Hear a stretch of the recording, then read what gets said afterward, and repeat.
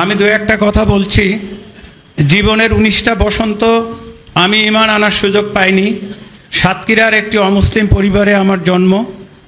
তো ঈমান আনার পরে আমি মুসলমান হওয়ার পরে আমার কাছে একটা জিনিস খুব আফসোস লাগতো যে আমি যদি মদিনায় রাসূলের সময় জন্ম নিতে পারতাম তাহলে আমি অনেক সৌভাগ্যবান হতাম। তো পরে মনে হতো আল্লাহ না করুক ওই সময় জন্ম লাভ করার পরে আমি যদি ঈমান আনার সুযোগ না পেতাম তাহলে তো আমি আবু জাহেল আবু লাহাবের শাগরেদ হইতাম। তো এইরকম মনে হতো। তো আমি একটি মুক্তিযোদ্ধা পরিবারের সন্তান। আমার বাবা সনদপ্রাপ্ত মুক্তিযোদ্ধা এবং আমি ছাত্রলীগের একটা বড় দায়িত্বে ছিলাম, আমার কলেজের সেক্রেটারির। ছাত্র শিবিরের ছেলেদেরকে অনেক নির্যাতন করেছি এবং বিশ্বাস করতাম যে এরা রাজাকার, মাদ্রাসায় লেখাপড়া করে কলেজে আসা যাওয়া করে কেন। তো যা হোক, ঈমান আনার পরে আমি আর ছাত্রলীগ করতে পারিনি। এটা হচ্ছে আমার জন্য দুর্ভাগ্য হোক সৌভাগ্য হোক। তো আমি আপনাদের সামনে খুব ছোট করে বলবো। আমাকে হাজারীবাগ থানার ওসি সাহেব উনি বললেন এই খারাপ সময়ে যে জামাত করেন কেন। তো আমি বললাম নামাজ পড়ি যে কারণে। তো বললো মানে? নামাজ পড়ি যে কারণে, জামাত করি একই কারণে, অন্য কোনো কারণ আসলে আমার জানা নেই। এটা আমি গভীর আস্থার সাথে এবং বিশ্বাসের সাথে বলতেছি। আমি ইসলাম গ্রহণের পরে একটু বিপজ্জনক পরিস্থিতির মুখোমুখি হয়েছিলাম। আমার বাবা আমাকে বলতো তুই যদি খ্রিস্টান হতিস তাহলে 25টা খাসি বলি করে সবাইকে খাওয়াই দিতাম। মাইকেল মধুসূদন খ্রিস্টান হওয়ার কারণে তার বাবার মান মর্যাদার কোনো ক্ষতি হয়নি, বরং তার মান মর্যাদা অনেক বেড়ে গেছে। তুই এমন একটা ধর্ম, এমন একটা জাতি যাদের সাথে গেছি, সেটা একটা ধর্ম, এটা একটা জাত যারা মিছা কথা বলে, ওজনে কম দেয়, বিয়ে করে 2-3টা, এইসব কথাবার্তা। তো আমিও দেখলাম আসলে আমাকে মানুষ জিজ্ঞেস করে আপনি মুসলমান হলেন কেন। অনেকে মনে করে প্রেমের কারণে মুসলমান হয়েছি এরকম বলে। তো মুসলমান হলেন কেন, এর সব থেকে সংক্ষিপ্ত জবাব হচ্ছে যে আল্লাহর দয়া এবং অনুগ্রহ। তারপরের বিষয় হচ্ছে যে কেউ তো আমাকে কখনো দাওয়াত দেয়নি, আমার বন্ধুরা, আমার শিক্ষকেরা বা প্রতিবেশীরা।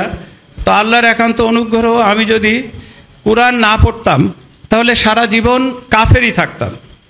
তো কোরআন জানা বুঝা এবং কোরআনে ইসলামের একটা ছবি দেখেছিলাম। সেই ছবি আসলে আমাকে আমার সমাজ, সংসার, ঘর বাড়ি সব কিছু ছেড়ে আপনাদের ভাইয়ে পরিণত করছে।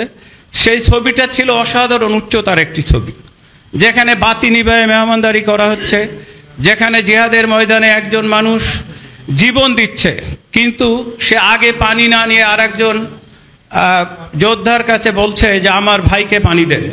তো এইরকম অসাধারণ সুন্দর সুন্দর ছবি। তো এই ছবি আমার কাছে, আমি ছোটোবেলা খুব সিনেমা দেখতাম, সিনেমার মতো মনে হতো, কিন্তু সমাজে আসলে এই ছবি আমরা দেখতাম না।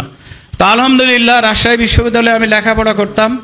ছাত্র শিবিরের ভাইদেরকে দেখে আমার মনে হতো যে আমি আসলে সাহাবী দেখিনি, কিন্তু এই ছোট ছোট ছাত্রগুলো যারা খুবই মেধাবী, খুবই নৈতিক, মানসম্পন্ন, এরা হয়তো ওই সাহাবীদের ছায়া। তো সম্মানিত ভাইরা, আমি আপনাদের কাছে অনুরোধ করব যে জামাতকে আপনারা পর্যবেক্ষণ করেন, জামাতের ব্যানার, সাইনবোর্ড কেনা, আপনার আশেপাশে জামাতের যে ভাইরা আছে তাদের গতিবিধি পর্যবেক্ষণ করেন। বক্তব্য সবাই খুব সুন্দর দিতে পারে, বক্তব্য একটা বিষয়, যারা প্র্যাকটিস করে তারা সুন্দর বক্তা হয়। তো বক্তব্য কোনো বিষয় না। আপনি পর্যবেক্ষণ করবেন ফজরের জামাতে, আপনি পর্যবেক্ষণ করবেন অফিস আদালতে, কাজে কর্মে, লেনদেনে তারা আপনার কাছে চাঁদাবাজি করছে কিনা, তারা আপনার কাছে সন্ত্রাস করছে কিনা। সবশেষে আমি একটা কথা বলে আমার কথা শেষ করছি, তা হচ্ছে এই যে আমাদের এই বাংলাদেশ দীর্ঘ 15 বছর ধরে আমরা সর্বস্তরের জনসাধারণ খুবই কঠিনভাবে নির্যাতিত ছিলাম। ছাত্র শিবিরের একটা ছেলে জানতো না যে আজকের রাতটা সে কোথায় ঘুমাবে। সে ঘর থেকে বের হয়ে যেত, সে হয়তো বোনের বাসায় যেত, বোন জামাই তার বোনের সাথে ঝগড়া করত, তোমার ভাইয়ের জন্য কি আমি জেল খাটবো নাকি। সে হয়তো মামার বাসায় যেত, মামি তার মামার সাথে ঝগড়া করত। তো কি অসাধারণ অপরিসীম নির্যাতন। আমাদের দেলোয়ার হোসেন ছাইদি ভাই, আমাদের ডক্টর শফিকুল ইসলাম মাসুদ ভাইদের উপরে যে নির্যাতনের স্টিম রোলার চালানো হয়েছে, আমাদের অসংখ্য ভাইকে খুন করা হয়েছে, গুম করা হয়েছে, আয়নাঘরে রাখা হয়েছে। যা হোক, এই ফ্যাসিস্টকে অপসারণের জন্য সবাই চেষ্টা করেছে। সবশেষে বৈষম্যমুক্ত ছাত্র জনতার আন্দোলনের মাধ্যমে আল্লাহর মেহেরবানিতে বাংলাদেশ ফ্যাসিস্ট মুক্ত হয়েছে বলে আজকে আমরা এখানে আপনাদের সামনে উপনীত হতে পেরেছি।